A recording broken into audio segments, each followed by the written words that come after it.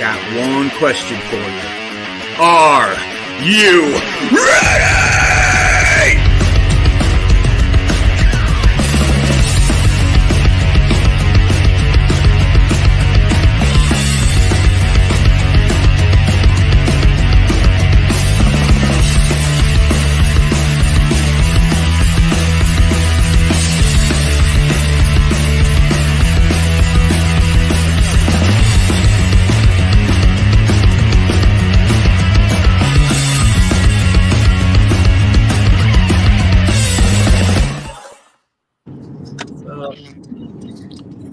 Hey, what's going on, everybody? How's everybody doing tonight? Welcome on into a Tasty Lick adventure on a Monday. Anytime. It is an adventure today. I don't know what's going on with my phone. Hang on 1 second, folks. I'll be right there. Well, I was going to leave. Abby, thank you for your time. I'll wait for Andy to kind of get his stuff together and stuff like that. So how are you doing tonight? I'm great. How are you doing? I'm pretty good. Pretty good.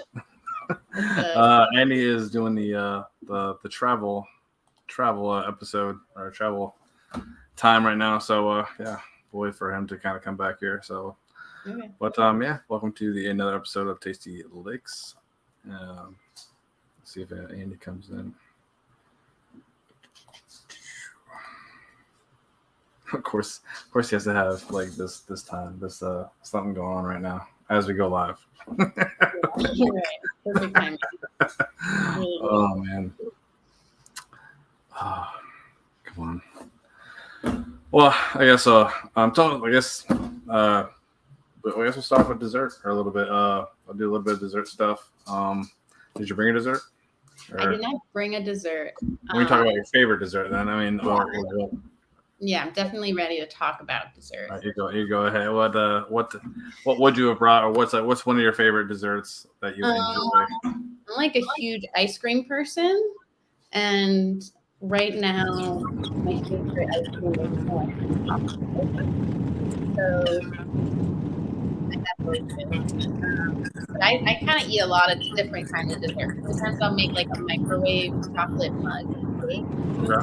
Really good with ice cream.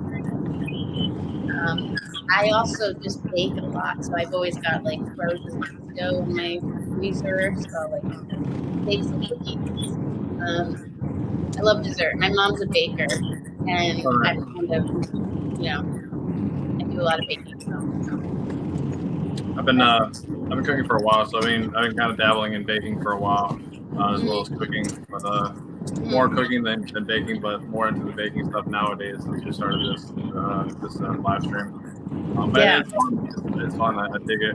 I've made a lot of cookies and stuff like that before. But digging into like my own cakes or whatever for special occasions or whatnot. So it's fun. It's fun to kind of get into. It's definitely specific. You have to be precise with all your ingredients and stuff like that. For baking, cooking wise, you just kind of have to go by taste. Yeah. But with baking, it's more precise. Yeah, it is. If you're up or down a little bit of any ingredient, you kind of throws it off. Yeah. It's kind of relaxing. I like it. I'll do it just because sometimes. Okay. Yeah. What's going on, Andy? Oh, I'm having fun. It's the road show. I think I have some kinks to work out in the next week. But things are good, man. Things are good. As you can tell, I'm driving around the Phoenix City. I drop off my daughter to a place that I now work, and it is a total long way, but I'm still, trying to pitch in there, do what I can to help out my family, and then now I'm going to go pick up the Caden. So if anybody remembers from back in the day, a long time ago, my was like 4 foot, 10-year-old son, I think he was 8 or 9 maybe even, he's now 14, and he's 6 foot, 200 pounds, wrestling. So nice. Yeah, that he's a huge kid. There's no doubt in my mind that kid's going to be, he's eating small Caden. He still plays the cello, right? He does. He plays the stand-up bass. Okay. Yeah. Nice. So pretty cool. Yeah. He's, it's so fun, and I love the whole. He's into music, but he's also doing the wrestling thing, which is what I did in high school. So really cool. Mm. Nice. Yeah. So that's a little bit about what's been going on my side. I think we talked about desserts, and so what has Andy got to dessert? I'm still doing the diet, folks. Still doing the diet and going to the gym. So I just did leg day and did a little bit of cardio, and then I go and get a protein shake. I actually make it myself now, so it's super good, super easy. A little bit of creatine, a little bit of glutamine, and then whey powder from. Actually, I'll have to share the name of the company next time, because this is probably the best whey protein shake I've ever had. Like, normally when I used to drink whey protein, it was like, it would make you really bloated. That's the best way I can describe it. And now this stuff doesn't seem to have as bad as side effects at all. So I'll have to share that for all the, this was highly recommended to me by another gym member. And I got it, and I've been really, really happy with the results. And it tastes like chocolate shake. So if I put it with milk, it tastes just like chocolate milk. If I put it with water, it's like a watered-down chocolate milk. But I put it with, like, some BCAA. So, and it really seems to be, really kind of helps. I'm hoping to get that, some of that muscle gain. So, fun stuff, as always. And as always, we bow down to the man that we call Chef. We know he brought something amazing. I didn't make it. Actually, my mom made it, so I don't know the recipe from it, but she made coffee cake. So awesome coffee cake. Yeah. So yeah, it's very good. It's very moist. All that goodness. So very, very, very good. All right. So I don't know the recipe. Give it the run. No recipe. What I don't have a recipe right now. My mom made it, and it was something that was already done. I was kind of out and about today, and she made it. So that's a good mom right there. She pitched in too. Yeah. Good mom. Thanks, Mom. Now we just have to get the recipe, because it sounds moist. And moist is one of those things where, with a good coffee cake, that's a must. I've had some really dry ones recently, dry anything, like cake-wise, and it's just so gross. It's a key. And then you always have like 20 people telling you, no, the key to moist cake is this. Add this ingredient and you will be better. I wonder what her ingredient is. So I know during if you make cake and stuff like that, especially if you add like an extra like egg yolk, something like to that adds a little bit of richness to it. Add an extra bit of fat to it. It makes it a little bit richer and moisture. Some of it. That's awesome. Yeah, or using milk instead of water, stuff like that. Different tricks, or butter instead of oil, or half and half. Well, no, that's cool. That's really cool. So, this is our question for you, Abby. Okay. I always ask almost the same questions. Before a gig, or even maybe after a gig, what are you eating? What is your go-to food?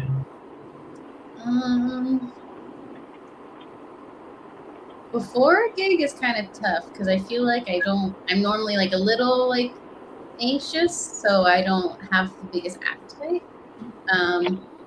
So yeah, maybe just something, because I know I can't be starving while I'm there, but something just to fill me up.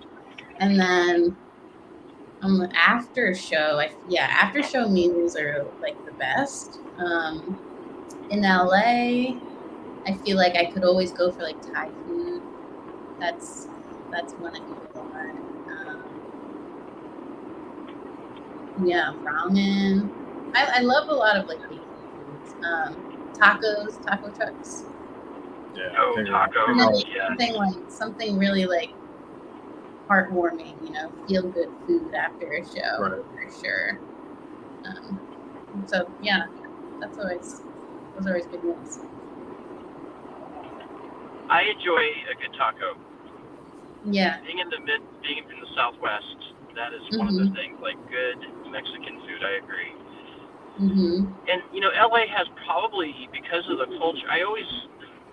I'm always like, hey, what kind of Mexican food? But when I go there, it's depends on where you're at in LA, right? Yeah. Like I go to San Diego and I'm doing like Baja stuff, but LA has a lot of different Mexican food, so it's not all just Baja food. Yeah, it's true. Yeah. There's like all different kinds of tacos too. One of my favorite places is called Guisados, which means like stew. So their tacos are like kind of like stewy, liquidy, but they're not dripping out of the taco, but it's not just like chopped meat on a taco. Oh, There's I like, love that. that's more of like taco truck style is more like that, like meat. Yeah, there's like just some good And there's there's around here. There's like some select like taco trucks around here that you can kind of go to. Like go to restaurants and stuff, but taco trucks are like kind of where it's at. Yeah, I love good like street taco, like taco truck. Yeah, I totally agree. That I think that the taco or food truck, those street tacos coming from those places are so good because they are like here in Arizona. That's like the best ever because it's made by some gentleman has got maybe his recipe or a woman, could be either one, and it could come from the recipes come from their nanas. You know what I'm saying? Oh yeah. And there is nothing like Nana's tacos. No, there is nothing like. I mean, it is beautiful. There is a place here called Uno's Tacos in Phoenix, and they do those moist, and they actually even do like goat meat. I never thought that you would. Yeah, it sounds really weird. I was like, goat. I don't know. But if you stew it right, apparently it is the best thing ever. And they sometimes serve it with ramen. Yeah, no, that's like I don't know what type of cuisine exactly, but I have had that, like a goat stew noodle thing. That's like an Asian sort of dish. I'm not sure. Yeah, I'm not sure exactly what, but yeah. So good, so good. Yeah. Okay, so are you somebody that will? So you told us the reason why you probably do not, and we always ask that question because the coolest thing about singers is that you have to use your vocal cords for sure. Are you drinking anything before a gig, or are you just like maybe sipping on water, or is there a certain like I have to have this pre-liquid before I go on? Yeah, I would love to just like be handed the exact drink that I want every time before performing, but normally it's like a rush, so I'm normally just like water, whatever I can get. But if I'm really wanting to like feel good about my, the feeling in my vocal cords, I really like hot water, lemon, honey. There's something about that combo that like if I'm feeling tired or like something's just like it's not super clear down there, just like one sip totally refreshes. It's like it loosens it up a little bit, it loosens all the. In the studio, I'm like drinking that constantly. But yeah, for a show, sometimes I just like don't. I'm pretty like I can get kind of scattered before a show. Like you're making sure you have all your gear, you're going to the right place. You're like right. So, normally it's just like water, or sometimes maybe I'll ask for tea, but yeah. And like other guests that we've had, we kind of get the same answer. Sometimes they'll either drink nothing or they'll do the kind of thing. They'll do like a tea and like honey kind of thing or whatever. Or they won't eat anything at all because they don't want to create like gas or kind of burp, whatever. You know what I'm saying? During on stage. Yeah. So they don't want that. But usually hot tea and like that, or like hot tea and honey, and it's like the go-to kind of drink for singers. Yeah, totally. Yeah.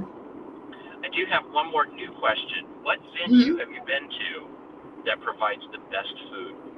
What? Say that again. What venue? Venue? Wherever you played at, it's been like, oh, it's got like amazing food. Oh, interesting. I feel like the majority of places I've played, they either don't have food or it's a bar. Oh. Drinks. I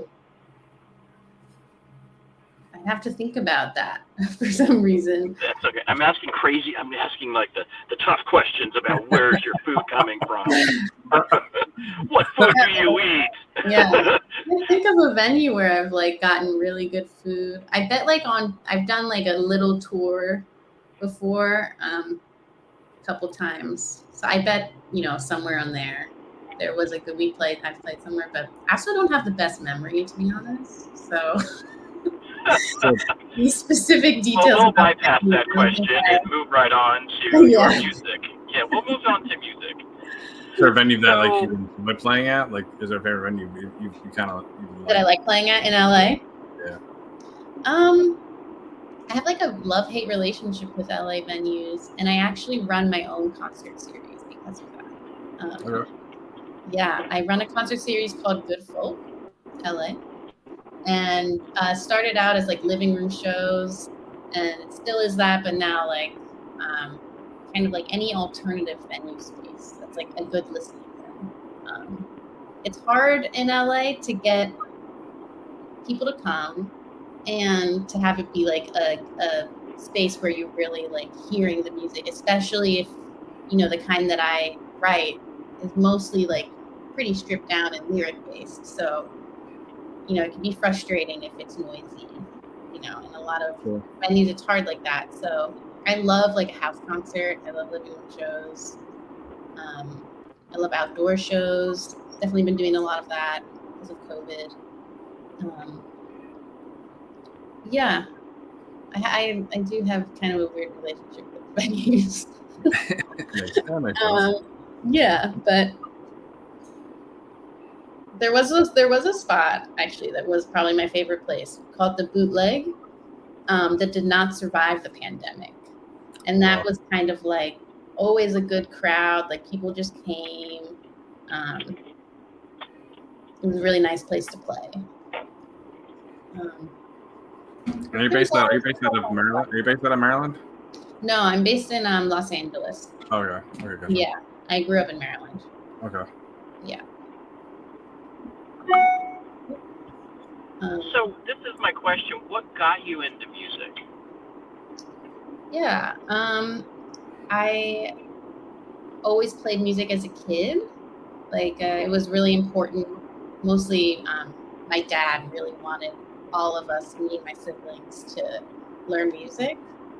So I started out classical piano when I was like, 5 through high school.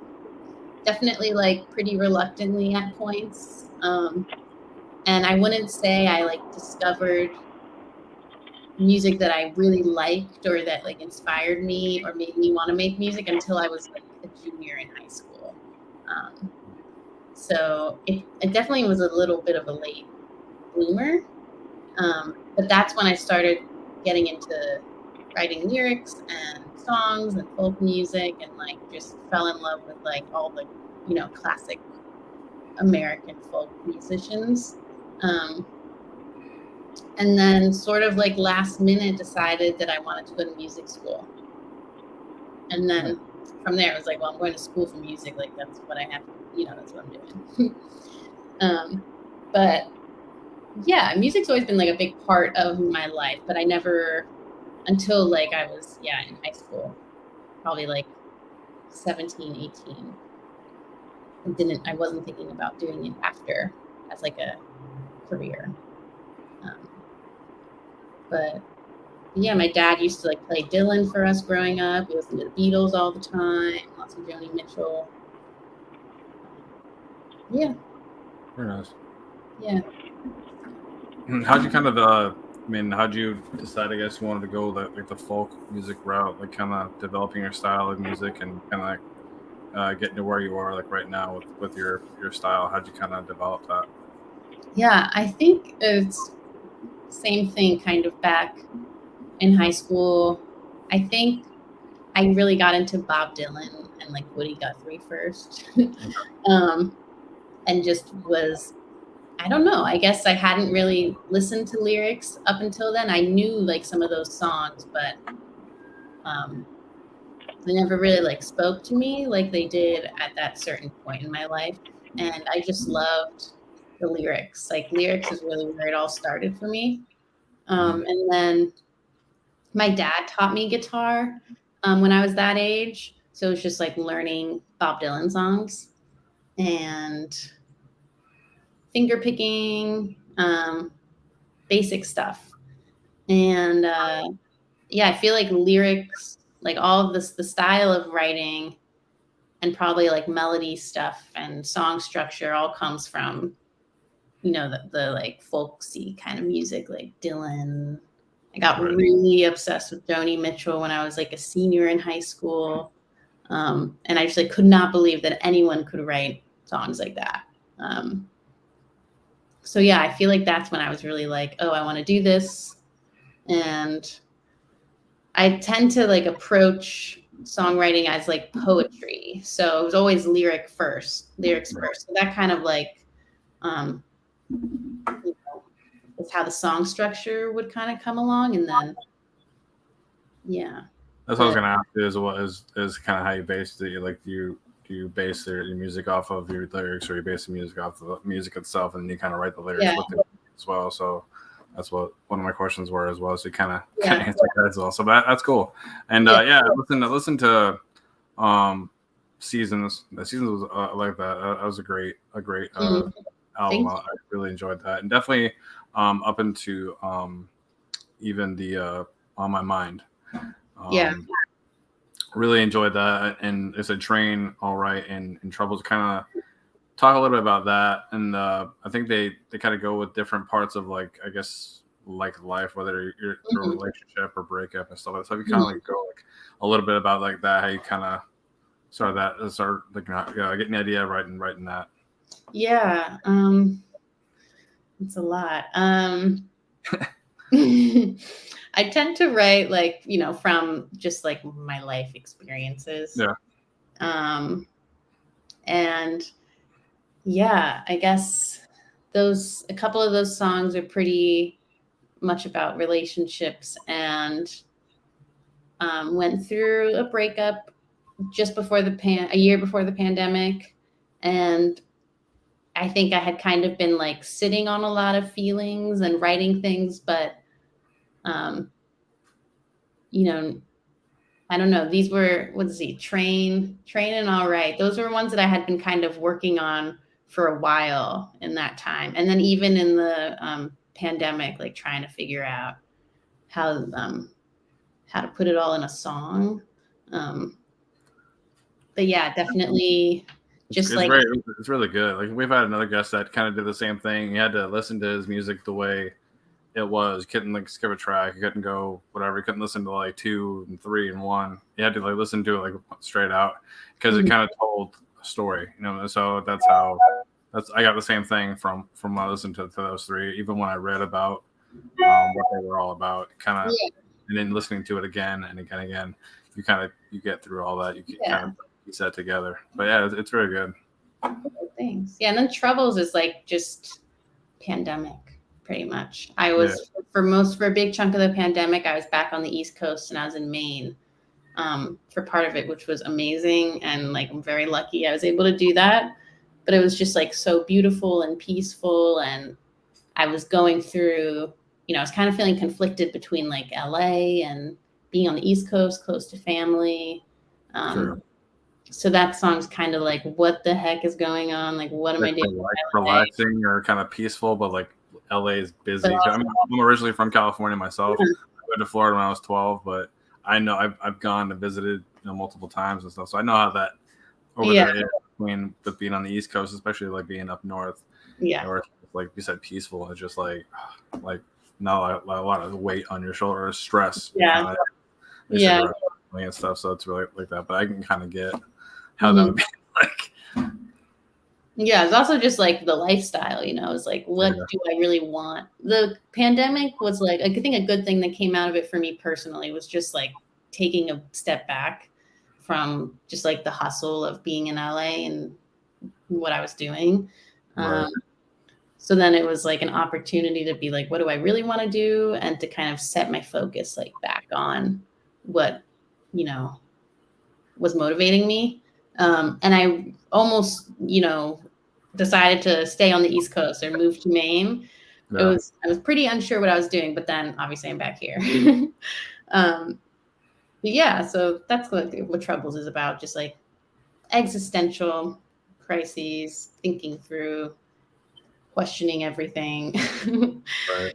It's kind of that kind of song. I tend to write those songs a lot. Just that's what I think about, probably the majority. Nice.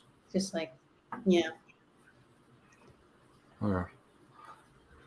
Okay. So here's what I'm going to say is that it's poetic. It has a lot of feelings and passion. And additionally, the tracks behind it make it into very melodic, not always feel good. You can feel the emotion, but you can feel the emotions so strongly in your lyrics and your music and the background tracks, so your guitar mostly, right? Mm-hmm. I rarely do I go beautiful voice, great lyrics, great guitar playing. Mm. Usually there's one of those two that's kind of, maybe not so good or it's okay, but you definitely know how to play.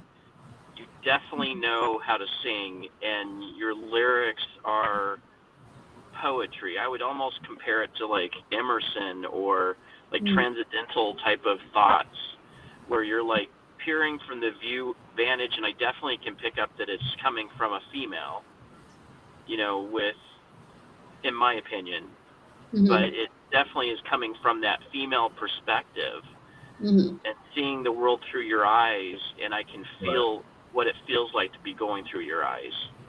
Oh, that's so cool. Thanks so much for saying that. Yeah, I think that's kind of what it feels like to me too, when I'm writing, and that's sort of the goal. So yeah, I totally feel it. And I'm rarely am I going, you have some pieces that are really almost depressing. The one about kind of suicidal women who have taken their lives in different ways. Yeah. That had the feels. I got caught in my feels, what they call feels now. Feeling. It got me all in the feels. I was dramatically. I was just like, wow.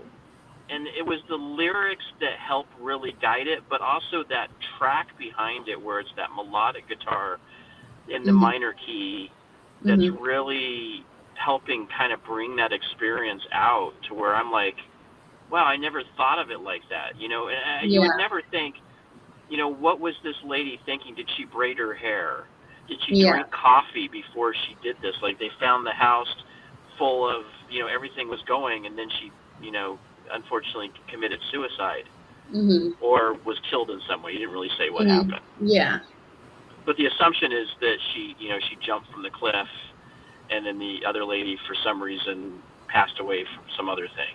But the way that you put the lyrics, it was so meaningful, and I never thought of it like that. What were they doing right before? Were they living life? Did they, do one last thing before they went in and did this? It's very interesting perspective on it. Thank you. And actually, I'm looking something up really quickly, because this poem, that song, was actually inspired by a poem that I love by Edna St. Vincent Millay. And I found her books in actually like my great-grandparents' house in Maine. And I just remember finding them, and I was like so inspired. And that's when I did a lot of the writing from Seasons. And Seasons is kind of like, I was like early 20s, like 19, 20, 21, sort of. So definitely going through a lot of emotional things, definitely like mental health stuff was going on. And yeah, and this one poem, the last line is, ere she drowned herself for love, she would reach to pluck a lily. So she's someone who drowned, and they're like, before she drowned, maybe she pushed a lily like as she went down. And I don't know, I just love that, and that's like directly inspired that song. And it's funny, I haven't thought about that song in so long, so thanks for bringing it up.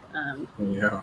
I also don't really play it that much, and when I used to play it, I always felt like maybe this is a little too on the nose or a little too depressing, or I don't want to like, you know, make people feel a certain way they don't want to feel. But so yeah, I really like that song.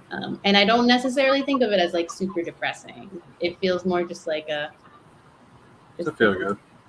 I don't know, but yeah. I think you can.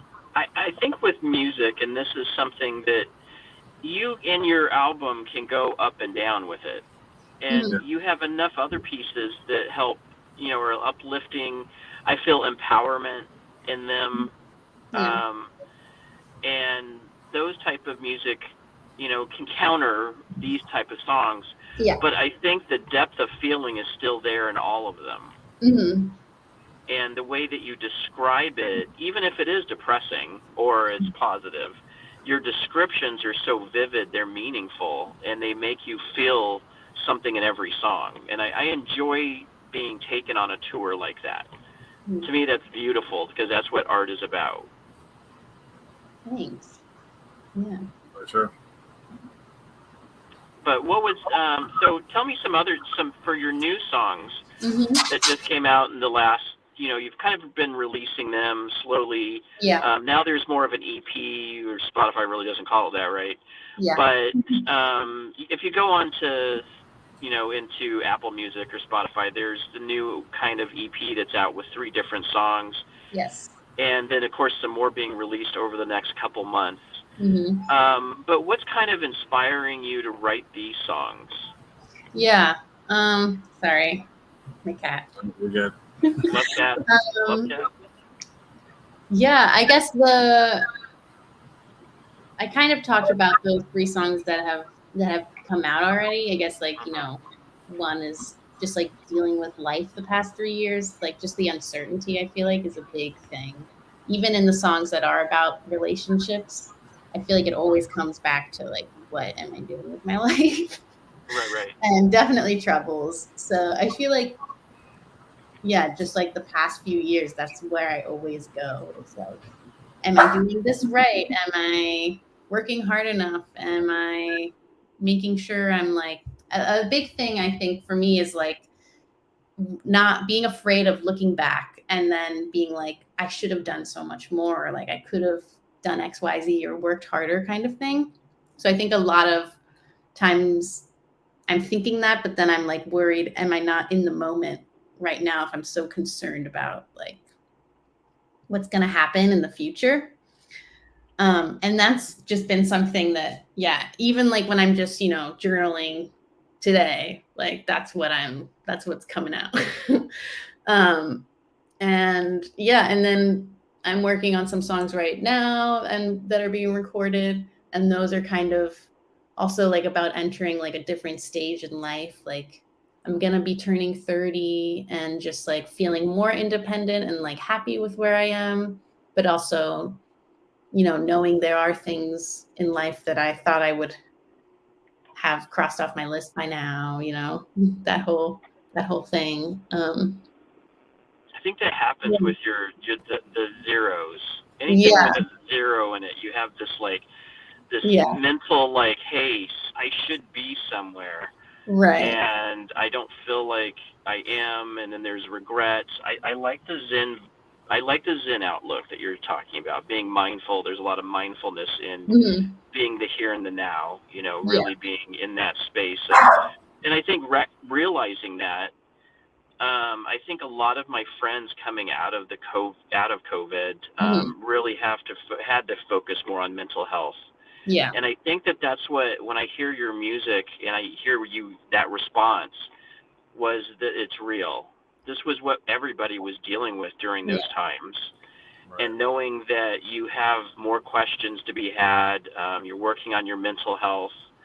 And I think that's so beautiful, and especially with that type of message, where it's like, hey, this is my journey. I'm sharing my journey as an artist with you, but it's also something that's personal to me. Mm-hmm. I think that stuff is beautiful. Again, that's what really makes good art. But I am enjoying the fact that, you know, this is where you've been, some relationships, some things, dealing with people, dealing with life. And then, you know, I'm looking forward to hearing more music about as you uplift yourself and getting into those spaces. Because once you hit 30 and you kind of like, I mean, I've been past 30 for a while. I'm almost 50. But this is my last year before I hit 50, so I'm in that space. You know, like, what have I done with the last 50 years of my life? It's half a century. But when you're in that space, you'll get to a point of like reflection, and then you'll be like to a place of acceptance with it. Yeah. Like, this is where I'm at, and I can't wait to see what you've accepted as this is who I am. I don't have to be anything but this. But, you know, you'll go through those. But I love the process that you're going through when you hit that. And I think it's fun to reflect and then also realize this is where I'm at. I'm okay, you know? Yeah, definitely.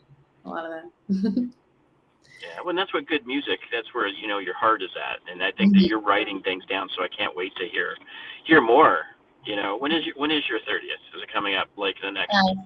February. Or are you 29? Well, I heard you were going to be 29 for the next 20 years, actually. That's what I heard. Yeah. Well, yeah. February is where it stops for me. Yeah, that wait.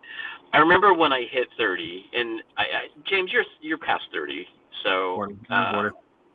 Yeah. So both of us are, you know, on the other side. We can testify that 30 is not the end. It's only the beginning. And actually, I think actually my 40s have been better than my 30s. And 30s were better than my 20s, by far better than my 20s. Yeah. So you have so much more fun ahead because you have like this wisdom of life. And then also I hear from a little person behind the scenes that you're one of the first recording artists with Nicole's new label. Yes. Super exciting. That's exciting. Yeah, that's super exciting. I've never had any like official, you know, backing before. That's awesome. So it feels like so great to just have like even a point person to be like, is this okay? Or like, what am I doing? Like, when is this happening? How do I plan for that? You know, definitely feel more focused right now, just post pandemic, and with the help of like Nicole and, you know, so much more organized. Like I have a plan. Whereas like pre-pandemic, I just felt like life was just like happening at like early 20s. And now I feel a lot more, I want a plan. I know what I want. I just need to, you know, make it happen. I feel a lot more focused. And I think like getting to work, meeting Nicole and then getting to work with her was just like perfect timing. Because I feel like I've definitely been ready for that. Yeah, I'm really excited. I do like the name of the dinner party records. I like that. Yeah, me too. It's fun. Me too. To have an actual dinner party. And it's her and Matt Lee, I think, right? Mm-hmm. Yeah, Matt Lee, he's a producer. Amazing. Yeah, he's an amazing producer. We've had him on the show, actually. Yeah. Oh, cool. So, yeah, you know what's really fun is the fact that, and here, I'm going to tell you this, I'm not going to build your head up too much, but Nicole knows talent, and you wouldn't be on her label if she didn't think you were talented. Let's just put it that way. I know she's worked with so many artists, and she definitely knows good music, and I definitely agree with her on this, that she's really chosen wisely with you, because your voice, I mean, for somebody who has not been, who's been only singing for like 12 years. Yeah. And without you've had some formal training at this point. Yeah. Because you went to school for it. Mm-hmm. But starting at 17, 18, there's people that wish they had your vocals at your age. Just wish. You know, they're like, hey, if I could maybe work up one day to have some vocals that sound somewhat like yours. You're just great range. Really solid vocals, like just your tones are very solid, and I really have been gauging a lot of vocals on how many people are doing vibrato, really throwing out vibrato, because I can't stand it. Mm-hmm. Like, there's a point soulfully to sing that, but then Yeah. there's like, hey, pick a key, any key. Yeah, So yeah. It's going pick too a many. note, pick any note, and stick with it. And Yeah. you have that in spades. Beautiful voice. Thank you. Thanks. Especially with folk, and folk is such an interesting area to be Mhm. in. Yeah. But I really think you're doing justice to that art, because my parents, I grew up on 70s folk, right?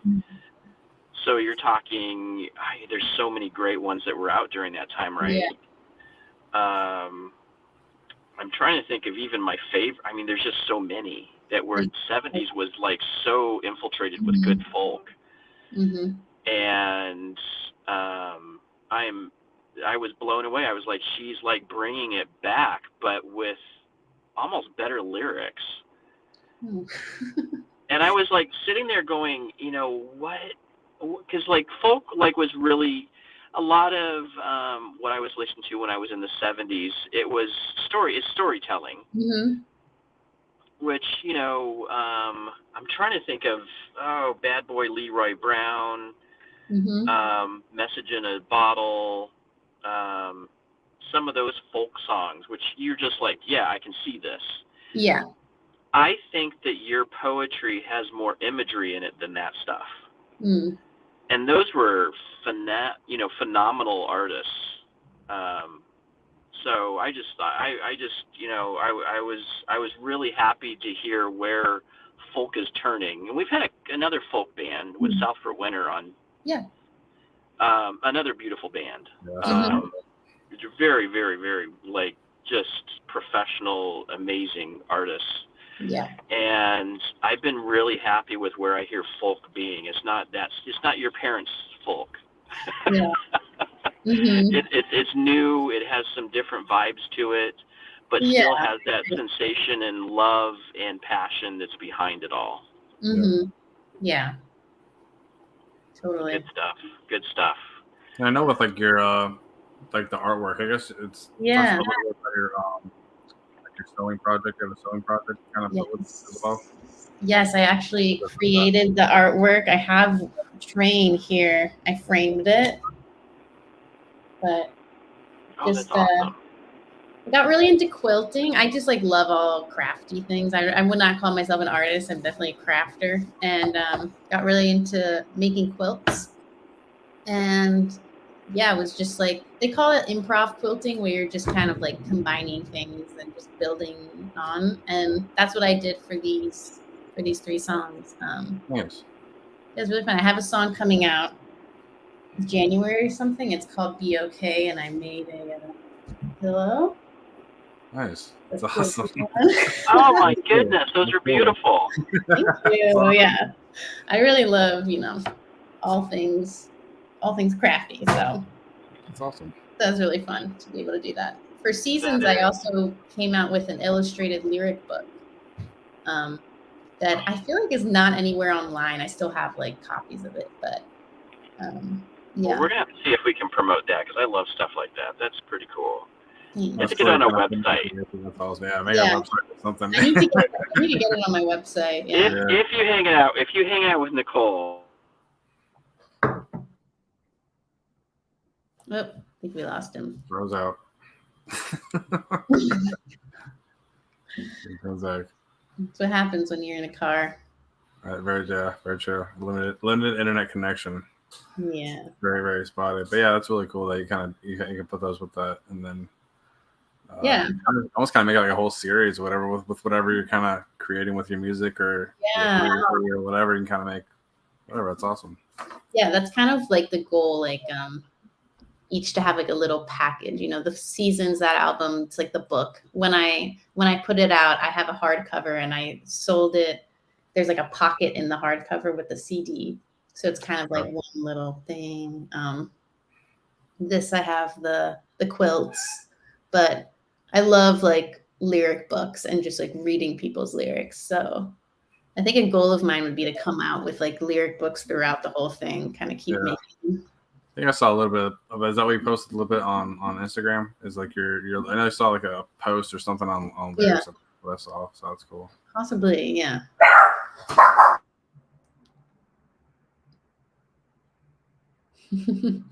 Rambunctious like dog. And my mom stays here, so every Mhm. time my dog sees her every single day, and she comes Yeah. out of the room and barks at her. Like a nice, like an excited bark, like a Like happy. just almost like yeah, like surprised, but like not maybe excited after he sees her. Yeah. But other than that, Like, there's just alert. you see it every day. Like Yeah, you'd think you'd be used to it. yeah. I guess he's just protective. He especially when he's on the bed. Every movement, every kind of sound or whatever, he's like alert. Yeah. Yeah. Mm. He's kind of a bully as well. What So, kind of dog is he? I'm actually not even sure like the breed of it. He's a little long haired, but I'm not really sure what breed he is. I just have to. But I have 7 dogs, so Whoa. 6 are small dogs, but like 5 or one of them is just a bigger dog. But Oh my gosh, doggy. they all each have their own personality. Oh, that's so fun. You must have like a really great yard then.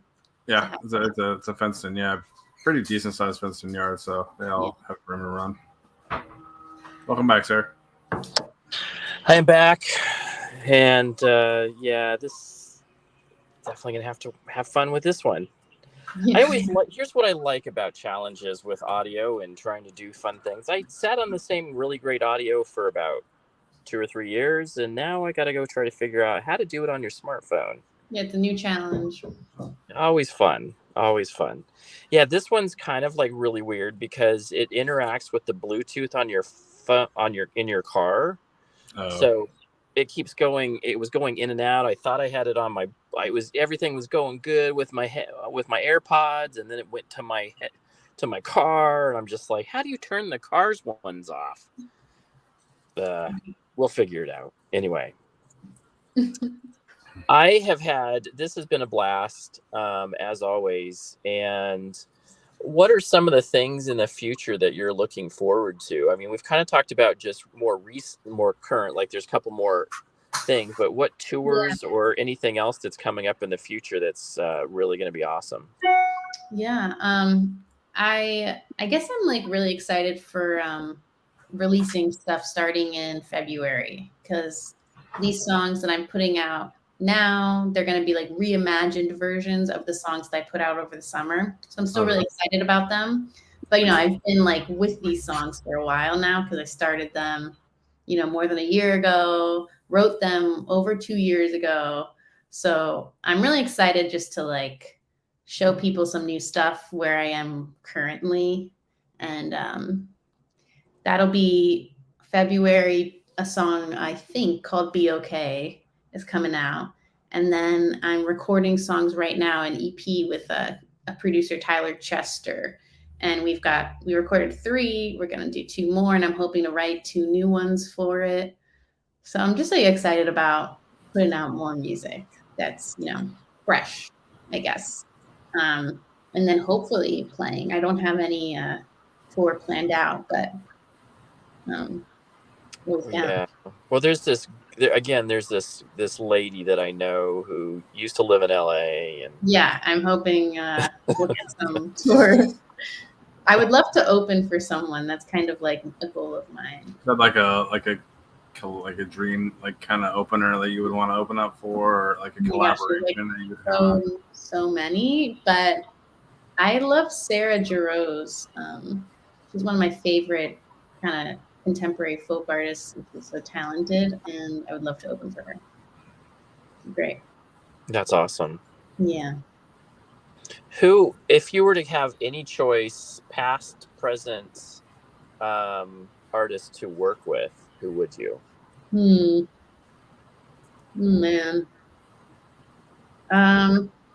Maybe like James Taylor.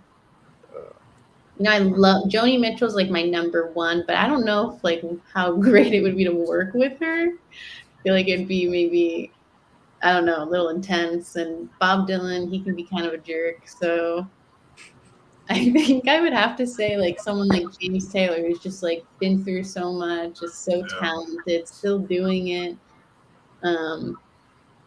Yeah, Carole King is a songwriter I also really love and admire, and she's just like so good at her craft. Yeah, either one of them. No, that's awesome. Great selection. Great selection. Thanks. Yeah.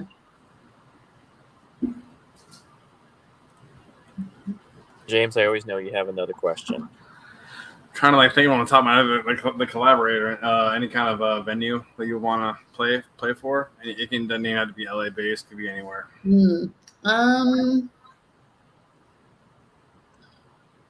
Somewhere that's like a theater would be pretty cool.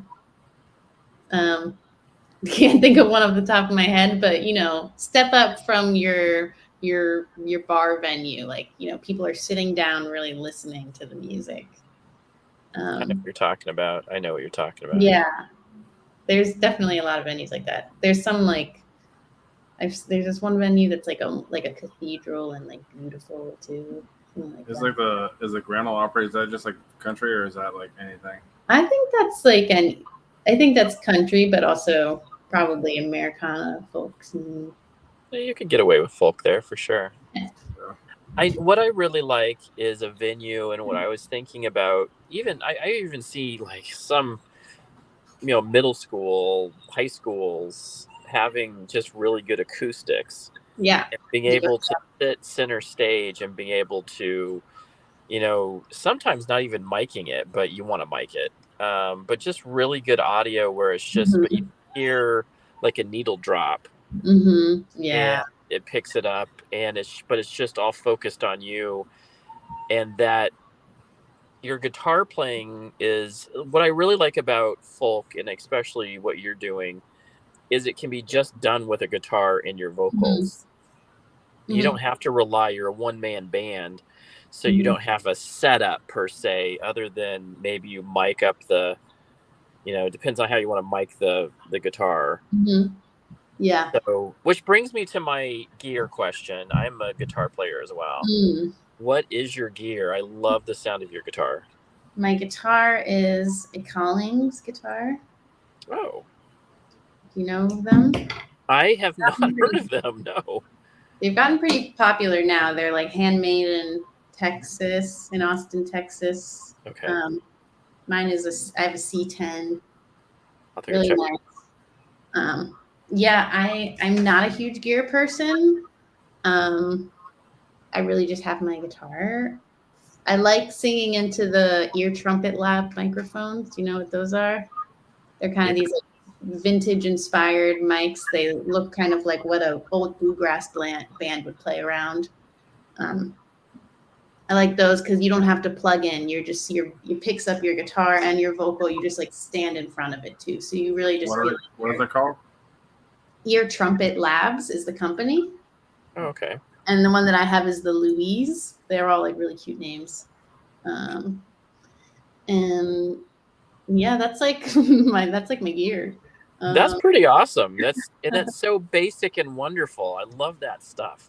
Yeah. Oh, I know how hard it is to do the other, because I have digital interfaces, and you know, I got the SM57, which is the instrument mic. I have some pencil mics. I have that Shure SM7B, which I do for vocals. Yeah. So, you know, but to be able to find the mic that be able to pick up both and just gets the sound and tones that you want. Yeah, it's really nice. Beautiful, very nice. It's like made for, you know, that kind of music. So yeah, I love that. That's really cool. Yeah. And yeah. So, and then your studio there is in LA. The guy his studio is in North Hollywood. North Hollywood? Nice. Yeah. North Hollywood's nice. That's where Nicole is actually. She was living up there and for a while. Right. Yeah. Yeah. Are these what they are? Is that what they are? Yes. Yeah, that's one of them. Yeah. So it's like very, vintage. Cool. Yeah, really well made. That's awesome. Very Actually, cool. yeah, like the milk carton kids, they use their mics. I don't know if you Yeah. know. That's very cool. Yeah. So I think we hit about everything tonight. But we do have, I got my gear question. So once I hear the gear question, and what I like about it is you're about the tone of the guitar. Like, Mm-hmm. does it match with what I'm doing? And I think that's a huge thing. It's not so much.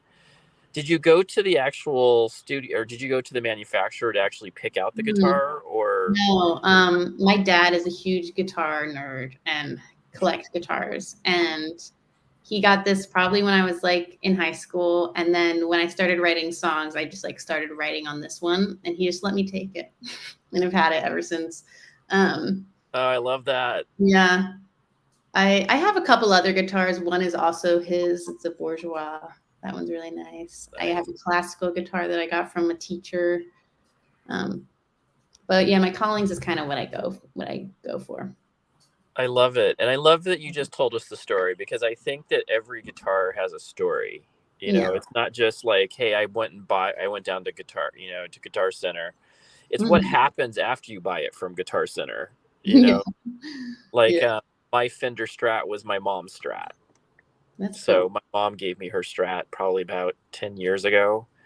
And I have all these memories about that Strat playing and her playing it, and me never thinking I would ever own a Strat, or at least that Strat, that's for sure.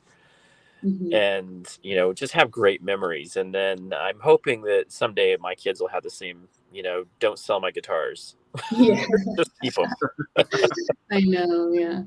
Because they all have stories, just like all musical instruments. They all have stories and things that they've been through to get to where they're at, especially if you've had it for a while. There's a story. Yeah. Yeah. Should I play you something? Is there time? Yeah, if you want to. Nicole said that you were not sure. Yeah, please play. Yes. Oh. Yeah, if there's time, do you think? Yeah, totally have time. We want to hear a couple songs if you have time.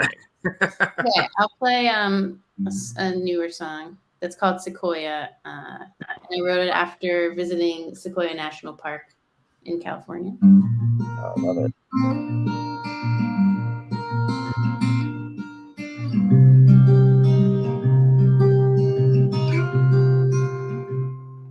It's cold in California, it's snowing in the mountains. I hiked across a frozen lake and drank from nature's fountain. It's raining in the city, gasoline running, looking pretty. I let the rain drip down my back and caught a cold just like that. These are the years I will remember, being on my own. I might be lonely, but it's better. I get to know myself more.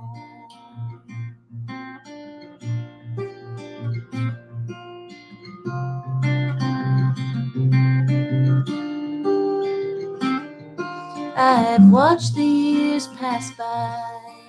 Seasons change, but still I'm a kid stretched out on the lawn, feeling small beneath it all. In a photograph I saw my face, wrinkled, old, and full of age. I don't mind it much that way. I get to look like you one day. These are the years I will remember, being on my own. I might be lonely, but it's better. I get to know myself more. These are the years I will remember, being on my own.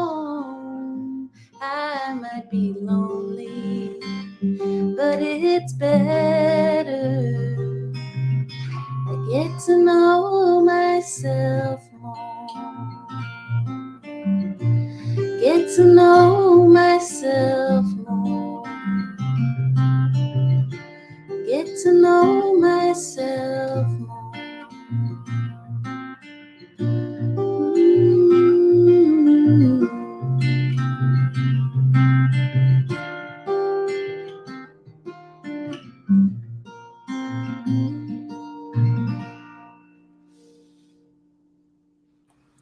That's amazing. Absolutely amazing. Thank you. I'm going to go back to our layout. There we go. Yay, that was awesome.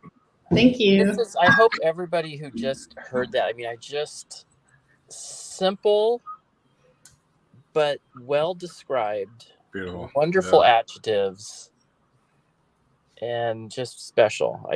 Those are what I'm coming up with right now as words that go along with that. It's just it's beautiful. Thank you. Thanks so much. Thanks for having me. We are happy to have you. We are right at that hour. Mm-hmm. So I think that, again, there is going to be let's talk about your releases in the next couple months, Yes. and February too. So what do we have going on? Well, I've got December 1st. I've got Train coming out. Train Reimagined is coming out December 1st. December 15, All Right Reimagined. And they're all different takes. So for example, All Right is kind of like a very chill, beachy sort of vibe. I really love that one. And then Troubles Reimagined is coming out January, I want to say, maybe February even. But yeah, at the beginning of December, I've got those 2 songs coming out. And then definitely February onwards. Gonna be putting singles out probably like every month or so. Awesome, Abby. Yeah, we'll definitely have to look out for them, and we'll share them up. I shared I think Sequoia post that you did earlier. Oh yeah. I shared that on my Instagram as well. So yeah, we'll definitely have to when we see any kind of post that you put up or whatever of new stuff, we'll definitely have to share it. Cool, thank you so much. Yeah, we are always. This is how we look at it. If you're part of the Tasty Licks family now. So. Even more so now that Nicole's involved with helping you out with her record label. Yeah. So, we're totally happy to hear about that, and we're totally happy to have you on. Man, what a pleasure! What a pleasure! Thanks for having me. Really nice. Totally fun. Sorry that we had to do the car ride in. The mobile moments. That's but all right. I'll tell you that I think my daughter appreciates Dad giving her a ride and getting her started in life. This is a really good opportunity where she's at. So I really appreciate you hanging in there with us. And James, any last thoughts? No, it's like I said, we're definitely happy to have you on, and even to get a performance right at the end has been. We never ask for a performance, but when we get a performance, it's truly awesome that we get it. And we're truly humbled by it. You know what I'm saying? Because he is too. He saw your cat. He was like, "Hey, I heard there was a cat at that other screen." Yeah, exactly. Awesome. So we will catch you guys on the flip side next week. Thanks for everybody who is going to view or has viewed this amazing artist. Again, we're so blessed to have so many good artists, and yet another one has hit the stage with us. Amazing. So we look forward to hearing more from you, Abby. We'll have you on again, of course, because as you progress your career. So look forward to it. I will definitely be in a studio next time we talk. But again, thanks for chatting with us. And James, what do you got to say? Yeah, it's been amazing. And as always, guys, stay tasty. Stay tasty. Catch you later. See you next week. See you.